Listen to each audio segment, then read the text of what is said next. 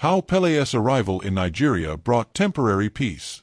What if I told you that a football match, just a single match, once stopped a war? Not a legend, not an exaggerated tale passed from one fan to another, but a true story. A real moment in history when two sides in the middle of a violent civil war put down their weapons, stepped away from the front lines, and stood side by side in peace. And they did it for one man. Pele, the king of football. In a world torn apart by politics, poverty, and power struggles, he was something different. A symbol. A bridge. A living legend whose talent was so extraordinary, so magical, that even bullets gave way to cheers. This is the story of the day war gave up its place to football. To Pele. Let's go back to 1969. Nigeria was at war with itself. The Biafran War, one of the bloodiest civil conflicts in African history, had already taken the lives of over 1 million people. The country was divided between the federal government and the secessionist region of Biafra.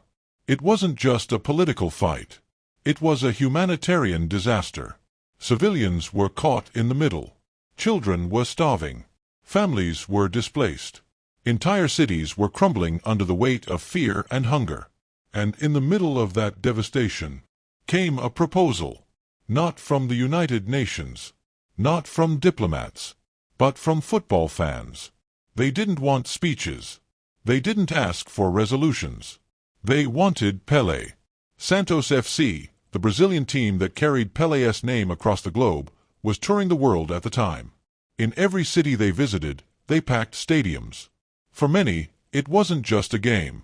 It was a chance to see magic happen right in front of them, to witness the man who played as if the laws of gravity didn't apply. When the tour reached Africa, Nigeria made a request. Come play here. Even if just for one game. Even if only for one night. Now, think about that. A country in the middle of war, inviting a foreign football club to play. It sounds impossible. And yet, it happened. And what's more incredible? Both sides of the war agreed. Yes. Rival armies. Opposing generals. Fighters who just days before had pointed weapons at each other. Laid down their arms. They called a temporary ceasefire. Not because of a treaty. Not because of negotiations. But because Pele was coming to town. For a brief, shining moment, peace ruled. Pele arrived in Lagos, the capital. The stadium was overflowing before the sun even rose. Thousands upon thousands of people, young, old, soldiers, civilians, all gathered to witness something greater than conflict. They came to see the king. As the match began, something almost sacred happened. The guns were silent. The tension dissolved. Enemies stood shoulder to shoulder, cheering for the same thing, for the beauty of the game. For a man whose feet spoke a language everyone could understand. Pele played as he always did. With joy. With grace. With poetry in every step. He smiled, passed, dribbled, scored, and with every touch of the ball, reminded those watching what it meant to feel alive again. For those 90 minutes, there was no war. There were only cheers. Only wonder. Only the universal rhythm of football pulling thousands of beating hearts into sync. For some children, it was the first time they had ever seen joy in their parents' faces. For some soldiers, it was the first time in months they didn't feel hate. For an entire city, it was the first moment of calm in a storm of chaos. And when the final whistle blew, no one wanted it to end. But eventually, the teams left the field. The fans returned to their homes. And the world remembered what was waiting just outside the stadium walls. The war resumed. The conflict continued. But something had changed. Because for one brief moment, people saw what was possible. They saw what unity looked like.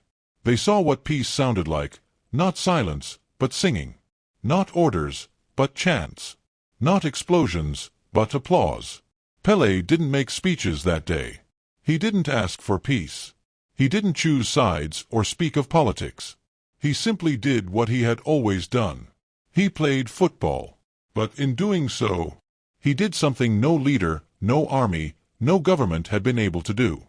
He made enemies look each other in the eye and smile. He reminded them that beneath the uniforms and the flags, they were people. With dreams. With families. with hearts that could still be moved. Pelé returned to Brazil not with medals, but with something greater. The knowledge that his gift had become something more.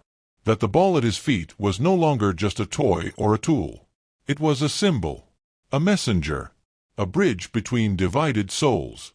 To this day, the people of Nigeria, especially in Lagos, still speak of that day. Of the day the guns rested.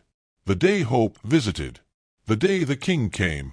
It wasn't the end of war. But it was a pause. A breath.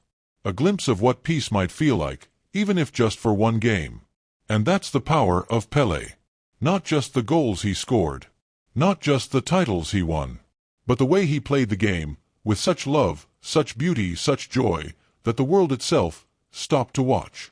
He reminded us that sport is more than entertainment. It's connection. It's identity. It's memory. It's power. And in the right hands, in the right feet, it can change the world. Pelé didn't just play football. He united nations. He inspired generations. And on that day in 1969, he did what no weapon could do. He stopped a war.